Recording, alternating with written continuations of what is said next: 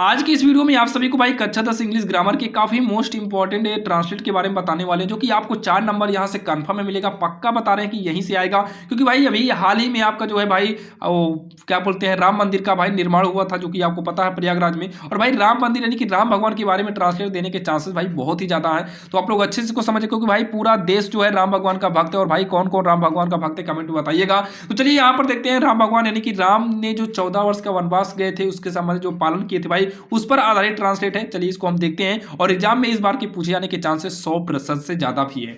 यहां पर देखिए ट्रांसलेट काफी आसान होता है, इसके कुछ नियम होते हैं, इसको हमें समझना पड़ता है। ट्रांसलेट को करते समय हमेशा आपको सब्जेक्ट लिखने के बाद हमेशा आपको पीछे से लिखना पड़ता है। देखिए सब्जेक्ट जैसे यहां पर राम है तो राम को हम लिख लेंगे, अब उसके बाद हमें जो ट्रांसलेट है उसको पीछे से ही करना है। लेकिन पहले एक बार हम पढ़ लेते हैं। तो यहां पर दिया है राम ने अपने पिता के वचनों का परिपालन किया। तो यहां पर देखिए राम ने अपने पिता के वचनों का परिपालन किया। तो यहां पर सबसे पहले हम सब्जेक्ट को राम लिख दिए, यानी कि सब्जेक्ट हमारा राम था, हमने राम लिख दिया। अब यहां पर देखिए परिपालन किया, तो परिपालन किया के लिए हम क्या करेंगे, यहां पर केप्ट करना है। परिपालन करना होता है केप्ट माने होता है।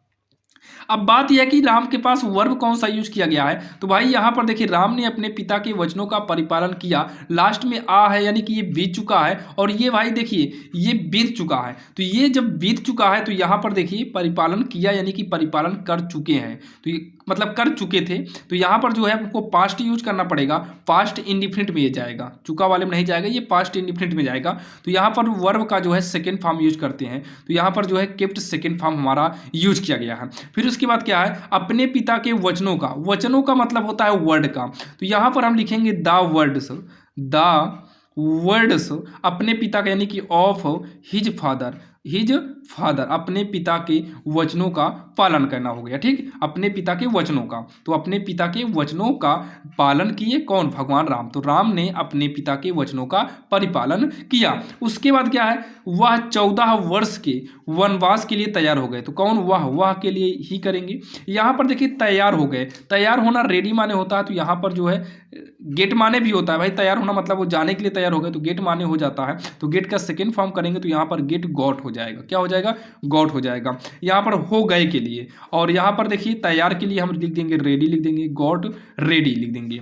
अब उसके बाद यहाँ पर देखिए वनवास के लिए, तो वनवास के लिए यानी कि 14 वर्ष के वनवास के लिए, 14 वर्ष के वनवास के लिए, तो यहाँ पर लिखेंगे के लिए हो गया फॉर 14 वर्ष के वनवास। तो यहाँ पर 14 क्या लिखेंगे हम, 14 यहाँ पर हो जाएगा हमारा 14 ईयर यानी कि 14 वर्ष वनवास। तो 14 ईयर्स ऑफ एग्जिल का मतलब होता है वनवास हो जाता है। ठीक, उसके बाद यहाँ पूरी स्टॉप कर दिए। अब फिर बोला सीता और लक्ष्मण ने कहा, सीता और लक्ष्मण ने कहा, तो यहाँ पर हो जाएगा सीता एंड लक्ष्मण। क्या हो जाएगा, सीता एंड लक्ष्मण, सीता एंड लक्ष्मण कहा के लिए हम क्या करेंगे भाई, सैड। कहा की के लिए हम यूज करेंगे दैट, की के लिए यूज करेंगे दैट। वे भी उनके साथ जाएंगे, मतलब राम वो सीता और लक्ष्मण ने कहा कि वे भी उनके साथ जाएंगे, तो सैड दैट यहाँ की तक हो गया। अब उसके बाद क्या है, वे भी उनके साथ जाएंगे,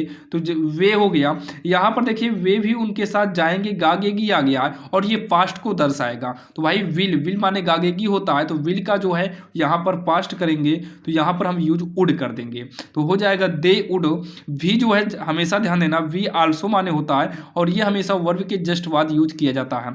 तो they would also, they would also जाएंगे go with him, go with him मतलब उनके साथ जाएंगे, उनके साथ जाने के लिए हो गया गो, उनके साथ विथ हिम उनके साथ हो गया। अब उसके बाद क्या है देखिए, राम लक्ष्मण और सीता जंगल को चल दिए। काफी आसान दिया है ना, राम लक्ष्मण सीता। तो यहाँ पर लिखेंगे राम, फिर क्या लिखेंगे हम, लक्ष्मण, और उसके बाद और सीता एंड सीता चल दिए, मतलब लेफ्ट माने होगा यहाँ पर चलना, तो यहाँ पर कर देंगे लेफ्ट, क्योंकि भाई ये अपनी जगह छोड़ रहे हैं। तो लेफ्ट फॉर द जंगल मतलब जंगल को या जंगल के लिए, फॉर द जंगल। तो यहाँ पर जंगल के लिए फॉरेस्ट भी कर सकते हैं, जंगल के लिए जंगल भी आप यूज कर सकते हैं, जो कि काफ़ी आसान ट्रांसलेट था और आपके समझ में आया होगा। एक ट्रांसलेट और देख लेते हैं भाई, जो कि राम भगवान की मंदिर भाई इलाहाबाद में है, तो इलाहाबाद से संबंधित एक ट्रांसलेट भाई काफ़ी इंपॉर्टेंट है। आइए इसको भी हम देख लेते हैं। जैसे कि यहाँ पर देखिए भाई, इलाहाबाद जो है एक प्राचीन नगर है और यहाँ पर भाई शिक्षा का केंद्र भी ये माना जाता है। इलाहाबाद जो है भाई, यहाँ भगवान राम की मंदिर भी है और इलाहाबाद को ही शिक्षा का केंद्र भी माना जाता है। यहाँ से भी ट्रांसलेट भाई पूछ सकते हैं, यानी कि ये वाला भी ट्रांसलेट पूछ सकता है भाई। दोनों ट्रांसलेट पढ़ लीजिए भाई, दोनों में से जो भी पूछेगा आप आसानी से कर पाएंगे। तो यहाँ पर देखो, इलाहाबाद एक प्राचीन नगर है। क्या? इलाहाबाद। तो इलाहाबाद को हम लोग अलाहाबाद बोलते हैं। इंग्लिश में क्या लिखते हैं? अलाहाबाद। क्या लिखेंगे हम? अलाहाबाद लिखेंगे। अलाहाबाद इज है का मतलब है प्रेजेंट को दर्शा रहा, तो इज क्या रहेंगे यहाँ पर? एक प्राचीन। तो यहाँ पर एन एंशियंट, एंशियंट माने होता है प्राचीन, तो एंशियंट सिटी, प्राचीन नगर हो गया। अब इतना कहने के बाद अगला क्या है? इसका गौरवशाली इतिहास है। इसका गौरवशाली इतिहास है। तो इसका गौरवशाली मतलब इसका मतलब इट हो जाएगा। इट माने इसका। इट हैज आ, गौरवशाली जो होता है, गौरवशाली जो होता है ये आपका होता है ग्लोरियस। ग्लोरियस का मतलब होता है गौरवशाली। तो ग्लोरियस इतिहास, इतिहास का मतलब हिस्ट्री। तो यह चाहिए STRY हो जाएगा, यह चाहिए STRY हो जाएगा, गौरवशाली हिस्ट्री हो गया। फुल स्टॉप करेंगे। गंगा और यमुना नदी यहाँ मिलती हैं। कौन भाई? गंगा। गंगा के लिए क्या करेंगे? गंगा के लिए गंगा ही करेंगे यहाँ पर।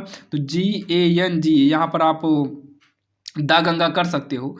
यहाँ पर हम क्या कर सकते हैं? दा गंगा कर सकते हैं। तो गंगा एंड यमुना नदी। तो यहाँ पर जो है लिखेंगे एंड दा यमुना। क्या लिखेंगे? यमुना। तो यमुना मीट हेयर। अभी यहाँ पर देखिए, यहाँ मीट हेयर का मतलब मिलती हैं। तो यहाँ पर हमारा जो है नदी छूटा है, तो गंगा एंड यमुना। गंगा एंड यमुना के नाम से ही भाई कोई भी समझ जाएगा भाई ये नदी की ही बात कर रहा है। मिलने का मतलब भाई कोई नदी ही मिलेगी।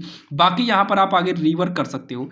इसके आगे आप यूज करना चाहो तो यहाँ पर आप रिवर फिर कामा लगाइएगा। River comma the Ganga and the Yamuna, the लगा दो यहाँ पर, द गंगा। ये हम कर सकते हैं, ठीक। रिवर आगे, बाकी रिवर को नहीं भी करेंगे कोई दिक्कत नहीं होने वाली है। तो मीट हेयर मतलब यहाँ पर मिलती है। यह शिक्षा का केंद्र है। तो यह शिक्षा का केंद्र है। तो यहाँ पर देखिए, यह के लिए हम इट ही यूज करेंगे। यह के लिए हम दिस नहीं बल्कि इट यूज करेंगे। It is the centre of education, शिक्षा का केंद्र, सेंटर ऑफ एजुकेशन। तो ये हो जाएगा सेंटर ऑफ एजुकेशन। एजुकेशन की मीनिंग होती है EDUCATION, जो कि भाई 2 ही लाइन का था, काफ़ी आसान था और आपकी समझ में आया होगा। जो हम कोशिश, देखिए भाई, जो भी हम ट्रांसलेट बताते हैं कोशिश करते हैं भाई आपके समझ में आ जाए, और 100% करें कि इस बार जो ट्रांसलेट पूछा जाएगा यहीं से पूछा जाएगा और आपके समझ में आएगा। और अभी अंग्रेजी के इंपॉर्टेंट क्वेश्चन के लिए आप भाई चैनल को सब्सक्राइब कर लीजिए। ऐसे ही इंपॉर्टेंट क्वेश्चन लेकर आते रहते हैं जो कि काफ़ी कम से कम समय में और भाई बेहतरीन तरीके से आपको बताने की कोशिश करते हैं और आपके समझ में भी आ जाता होगा। और ऐसे ही वीडियो आपको मिलते रहेंगे, और भी वीडियो के लिए आप भाई चैनल को सब्सक्राइब कर लीजिए ताकि हम जब भी वीडियो बनाए वो लेटेस्ट आपको मिल जाए। बाकी हम एक प्लेलिस्ट बनाएंगे जिसका लिंक आपको डिस्क्रिप्शन में दे देंगे, जहां से आप अपने बोर्ड एग्जाम की बेहतरीन तैयारी कर पाएंगे।